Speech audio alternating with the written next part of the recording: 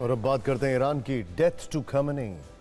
रात के अंधेरे में यह नारा तेहरान के कई इलाकों से गूंजता है। ईरान में कई लोग हैं जो सुप्रीम लीडर खमेनी को पसंद नहीं करते हैं, वो ईरान में तख्ता पलट चाहते हैं। उन लोगों का यह फेवरेट नारा है और इसकी टाइमिंग तब है जब अमेरिका और ईरान के बीच दूसरे दौर की बातचीत शुरू होने वाली है। ओमान की मध्यस्थता में मंगलवार को यह महत्वपूर्ण मीटिंग स्विट्जरलैंड में होगी, जिसके लिए ईरान के विदेश मंत्री अब्बास अरागची जिनेवा पहुंच चुके हैं। इस बैठक में IAEA चीफ राफेल ग्रॉसी भी होंगे, जिनके साथ अरागची अब से कुछ घंटे पहले मिल चुके हैं। 6 फरवरी को मस्कट में हुई वार्ता का कोई नतीजा नहीं निकला, लेकिन बातचीत जारी रखने पर सहमति बनी और उसी के तहत जिनीवा में मीटिंग होगी। पिछली बार की तरह इस बार भी वार्ता इनडायरेक्ट होगी, यानी दोनों पक्ष अलग अलग कमरों में बैठेंगे। ओमान के विदेश मंत्री पहले एक पक्ष से बात करेंगे, फिर वो दूसरे पक्ष से बात करेंगे और फिर दोनों की बातचीत एक दूसरे को बताएंगे। लेकिन इस बातचीत से पहले धमकियों का दौर शुरू हो चुका है। चाहे ईरान हो, इजराइल हो या फिर अमेरिका, तीनों तरफ से चेतावनी का सिलसिला चल पड़ा है। डोनाल्ड ट्रंप ने रात में अटैक के संकेत दिए हैं।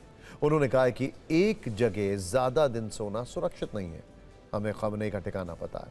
इस पर खमेनी की तरफ से जवाब दिया गया है कि ट्रंप बातचीत के लायक ही नहीं है। ईरान के chief of staff major general Sayyid Abdul Rahim Mousavi ने ट्रंप को धमकी देते हुए कहा है कि ऐसा सबक सिखाएंगे कि इतिहास याद रखेगा। वहीं इजराइल के पीएम बेंजामिन नेतन्याहू ने शर्त रखी है कि ईरान का परमाणु ढांचा पूरी तरह से खत्म होना चाहिए। लेकिन ईरान के उप विदेश मंत्री माजिद रवांची का कहना है कि बैलिस्टिक मिसाइल प्रोग्राम पर कोई बातचीत नहीं होगी। इतनी धमकियों के बीच जिनेवा में मीटिंग रूम तैयार है। हालांकि इसके नतीजे क्या होंगे ये तो कल पता चलेगा या शायद बाद में। लेकिन ईरान में खमेनी के खिलाफ किस तरह आग भड़की हुई है, ये रिपोर्ट देखें। Death to Khamenei, death to the traitor IRGC, यानी गद्दार IRGC का नाश हो। IRGC मर्डरर्स मतलब हत्यारी IRGC, ये 3 नारे ईरान के शहरों में सुने जा रहे हैं, जिनमें सुप्रीम लीडर के खिलाफ गुस्सा है, उनकी सबसे भरोसेमंद फौज के लिए आक्रोश है। रात के अंधेरे में ये आवाज गूंजने लगती है।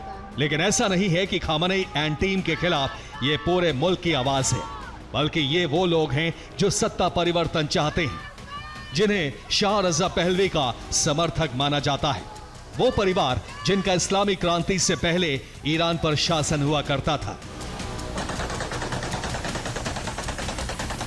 गली गली, शहर शहर ये नारे लग रहे हैं, आगजनी हो रही है। पश्चिमी ईरान के अब्दानान में प्रदर्शनकारियों ने IRGC अधिकारियों के घर पर धावा बोल दिया।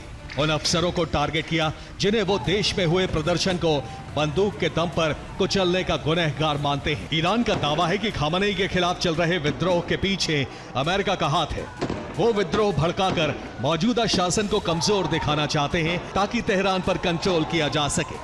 एक बार कंट्रोल का मतलब है परमाणु के साथ मिसाइल कार्यक्रम बंद और तेल सप्लाई पर नियंत्रण, जो ईरान को कतई मंजूर नहीं है। जिनेवा पहुंचे विदेश मंत्री अब्बास अरागची ने कहा, मैं ये स्पष्ट कर देना चाहता हूं कि ईरान के मिसाइल और डिफेंस सिस्टम समझौते का विषय नहीं है।